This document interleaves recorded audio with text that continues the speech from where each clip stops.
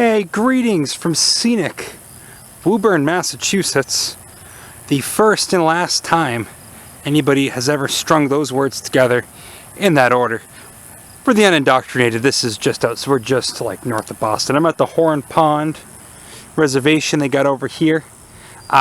Looking north right now, Boston would be behind me. Nevertheless, at the very edge of what I would consider to be, the suburbs. We're inside of 95 right now. We're actually not too far from the really nice, actually, Middlesex Fells Reservation on that same type of, rocky, barren, disturbed habitat.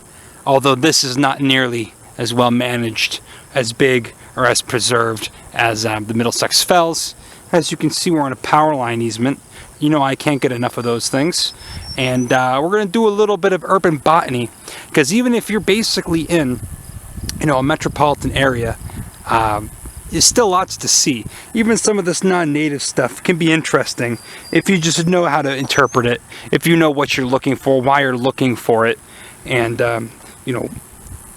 so to speak, if you're just using it for general information, maybe that genus doesn't exist naturally, and maybe it's not too big of a problem, whatever. You get what I'm saying? Probably not, because I'm not being very clear, but nevertheless, we'll get into it. We'll talk about some interesting plants, some stuff that you can come right out if you live in the area and see. Down there they got the Eversource plant. Hate those guys. My electricity bill was up to... Actually, that's Eversource. I'm on National Grid. What am I talking about? I got no beef with you yet, Eversource. But you just wait. I don't trust a single utilities provider. They're probably watching me up here just like, what the hell is that guy doing?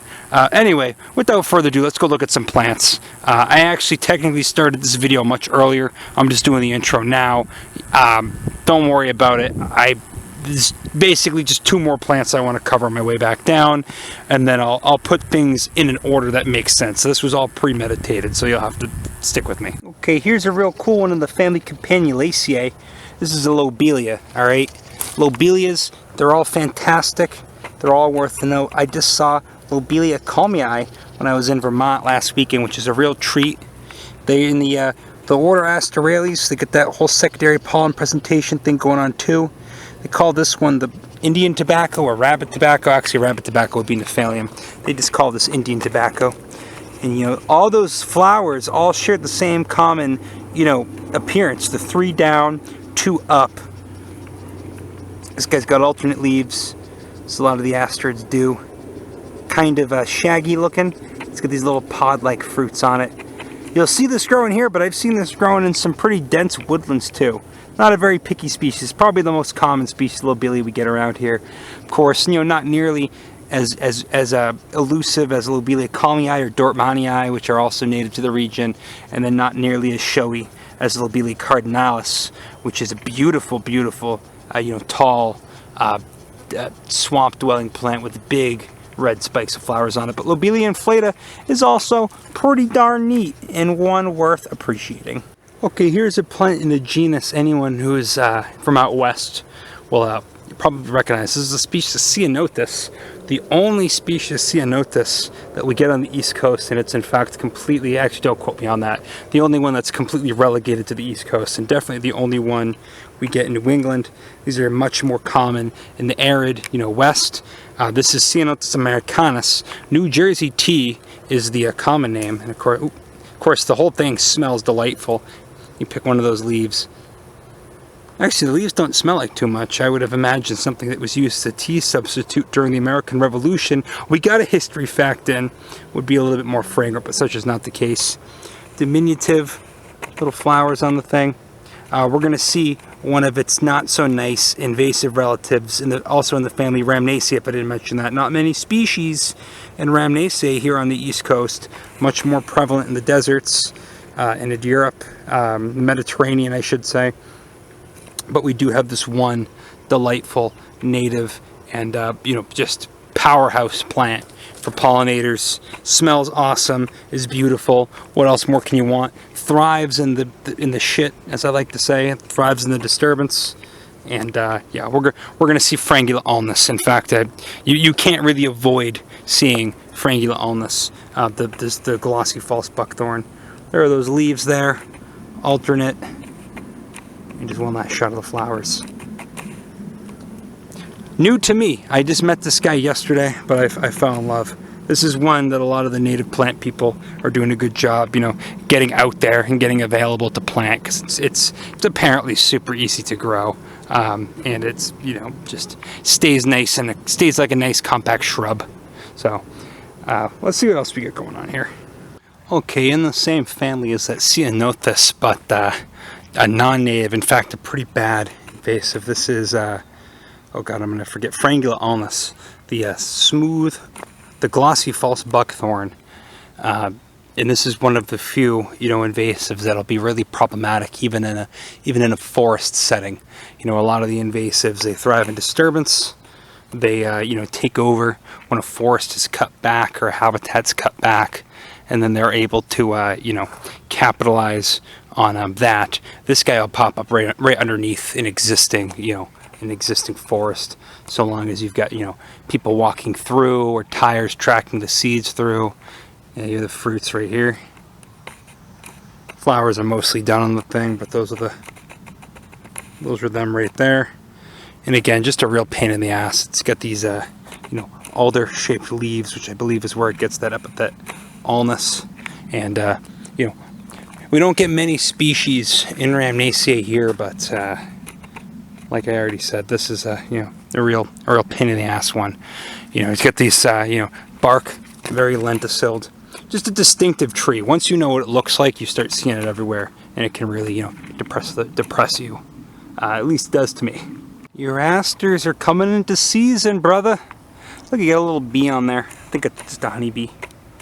See, he likes it. It says Seriocarpus linifolius, if I'm not mistaken, a flax-leaved white-top aster. One of those really cool ones that, you know, likes the sand. It's got a fairly disjunct distribution. I'll put the distribution map up. Fairly disjunct. It likes the sandy shit. So you don't get this everywhere. Okay, the bee is done, so we can get in there now. You gotta remember, Asteraceae, got a whole bunch of cool stuff going on with the inflorescences there. It's not one flower, rather an aggregate of many tiny flowers in a little thing called the capitulum. It's the time of year I gotta do my aster speech, you know?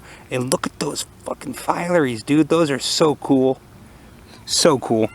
Get the alternate leaves, like most asters, and they're just waxy, little linear leaves. I thought this was, you know, maybe something related to a Pityopsis, but looking now at how the capitula are aggregated, that doesn't really make any sense. This is actually in the Solidago tribe, more closely related to Solidago than Pityopsis, which is another, you know, flax-leaved aster, quote unquote.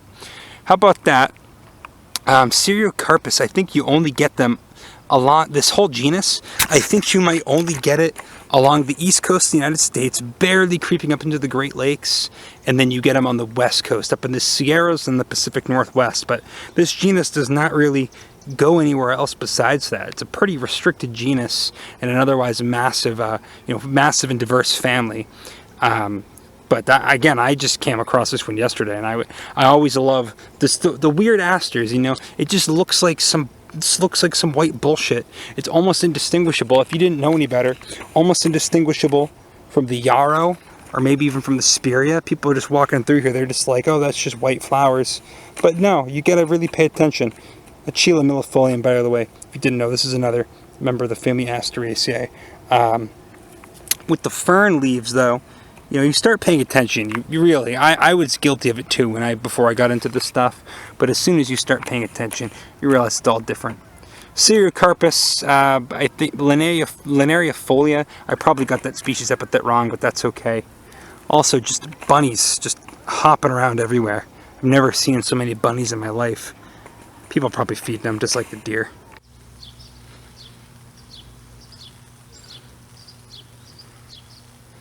You're pretty darn cute, you know that? See, you can't trick me. I know you'd eat my entire vegetable garden in 2 seconds if I let you. But you're thriving here in the urban environment, huh? What a cute little bastard. Oh, yeah, there he goes. Hey, check this out. You got a cool pea. Hylodesmum is the genus. I should have just I had to look this one up. I wasn't familiar. Get your typical pea flowers. Banner wings and keel there. I thought it was a Desmodium at first, which makes sense because I think it was formerly in the genus Desmodium. Leaves, if you're unaware of what you're looking at, oh, it looks like a caterpillar was munching on them, could trip you up into thinking that it's poison ivy, but that whole leaves of three thing, leave a bee, is bullshit, because you get a whole bunch of unrelated plants all having triphid leaves, because remember, this is all one leaf. This is the petiole down here at the base coming off the plant, and these are merely the three leaflets. That's a pretty nice one, native. I'm guessing I'll have to, number one, get you the actual species epithet, and then I'm guessing it's pretty closely related to Desmodium canadense. Coming up next to Viburnum acerifolium with the fruits out. No flowers left on this guy. Is that your baby, miss?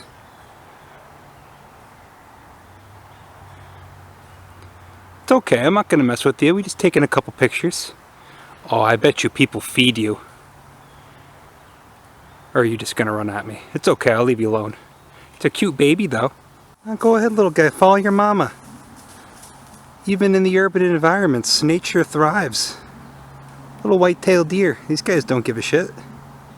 I'm gonna go a different way. I don't want to freak them out. And we'll keep the Fabaceae theme going. We'll keep the pea theme going. This one's a non-native though. This is purple crown vetch. This is what is it? Hygurinaria vicia. Hang on, let me have it pulled up right here. One that I hadn't known before tomorrow. Well, before tomorrow. One I hadn't known before yesterday. Yes, Securigarivaria. I got that right. Purple crown vetch, native to Europe. Same subfamily as that Hylodesmum we were looking at, but different tribe most likely. It's got the more elaborate pinnate leaves. It's got the vining habit that you see on like a sweet pea or something like that, but it's just taken over the side of the trail here. Okay, so right here we have two trees that superficially look a lot like each other, but are in fact have no relation, and one is friend, one's a really cool plant, one is foe. This is foe right here. This is Ailanthus altissima, the so-called tree of heaven, which was introduced here from China. Ailanthus, it's in the family, I'm going to forget, Rubaceae, a couple native ones down there in Florida, native to China. Altissima gets that epithet because these things grow fast, they grow pretty tall, and a couple of important things to note here. Number one, this bark, if you can call it that, because these things grow extremely quickly. This thing could have just shot up, in the last year or two. Completely smooth. I guess you get some little white lenticels there, but hairless. All right. Leaves, again, it's got these large alternate pinnate leaves.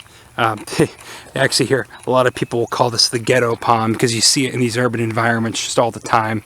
And take note of these leaflets here. Let me zoom in for you. You'll take note of these leaflets. I'm putting at the wrong one. Look at these this little flared base here. There's a term for that, I can't remember. And then just no dentation or serration to that leaf margin. There's the underside. All right. Let's get a little, it doesn't matter. Who cares? It's an invasive species. And it's got these little petioles, or whatever the correct term is. There's essentially a little petiole, which is the incorrect term, leading from the leaflet back to the rachis here. All right. Let's keep that in mind. Also, take one of these leaves, you give it a little crush. Oh, the thing smells like taco meat. That's how I always think it smells. Some people think it smells like piss. Some people think it smells like rancid peanut butter. Very unpleasant, very dominating tree species, as you can see here. But we'll come over here, but only 6 feet away. Superficially, this looks like the same tree, but it actually shares absolutely no relation. As you can see, we're still dealing with alternating compound leaves, but we get in there, and you'll note, oh, this guy's hairy. All right, that's a difference. These, even the rachis is hairy too. These leaves have a bit of dentation to them. No flared bases. No little petiole think that's the correct term, petiole with like a O-U-L-E, something like that. And most important, oh, these are fuzzy too, and most importantly of all to me, no rancid taco meat smell. This is a species of sumac, and this is a really cool, good pioneer plant to have, you know. It's a little bit aggressive, I granted that, but it is native. And it is one that pollinators love. None of them are in bloom here. These ones don't look like they're quite big enough to bloom. So actually, that tree of heaven will grow much taller. That'll actually grow into a tree. These stay, you know, pretty shrub-sized.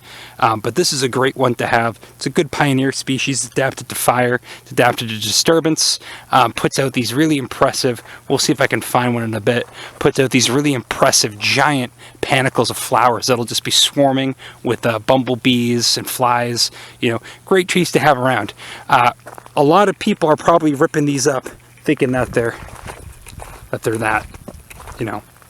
If I didn't already say, so this is Rhus typhina. This is specifically the Staghorn Sumac. There's a few species native to the area. You also get Rhus galabra, the smooth sumac, which I don't really think is nearly as common, at least in this neck of the woods.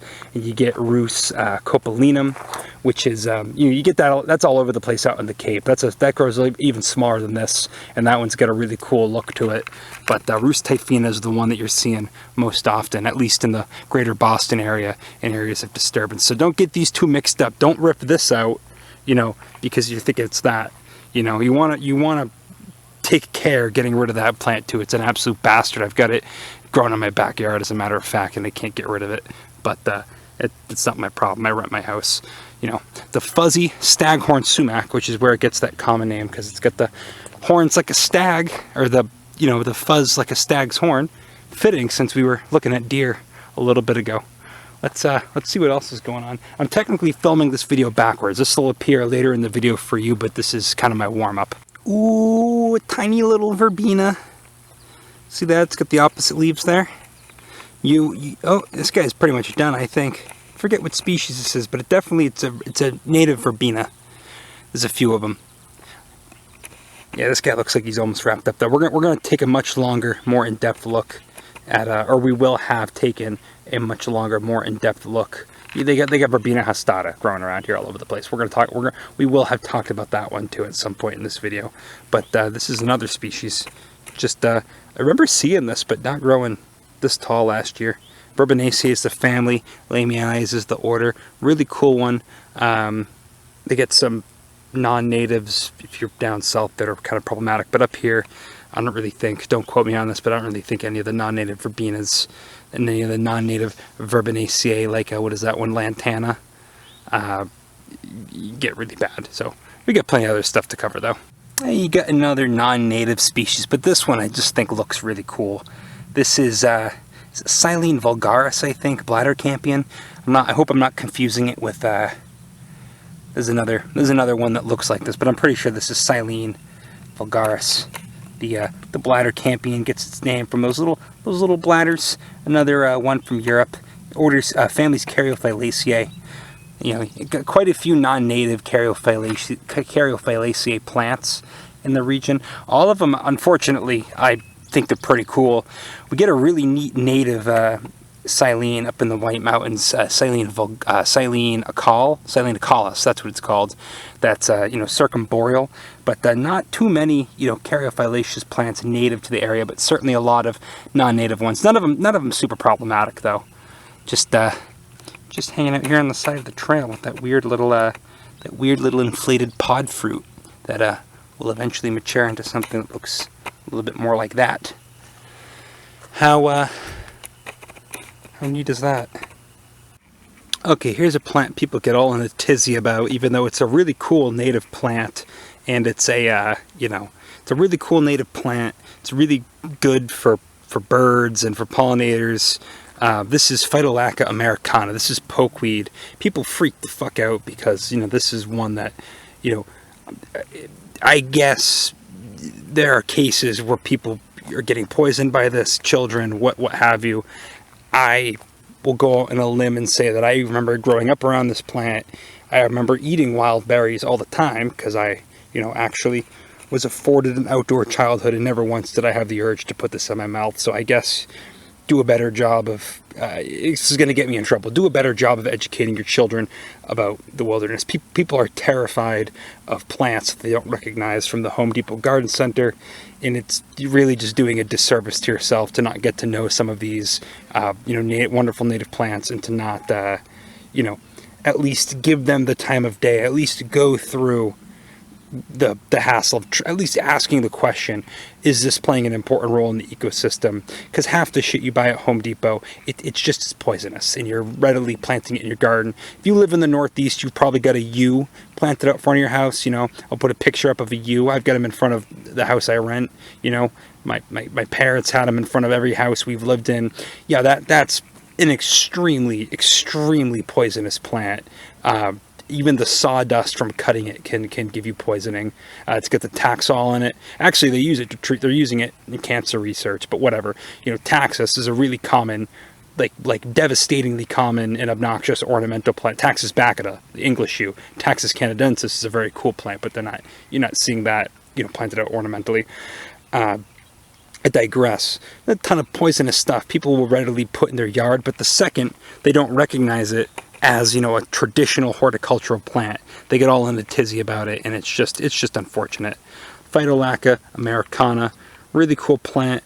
Will probably come up on its own if you just leave your yard to its own devices.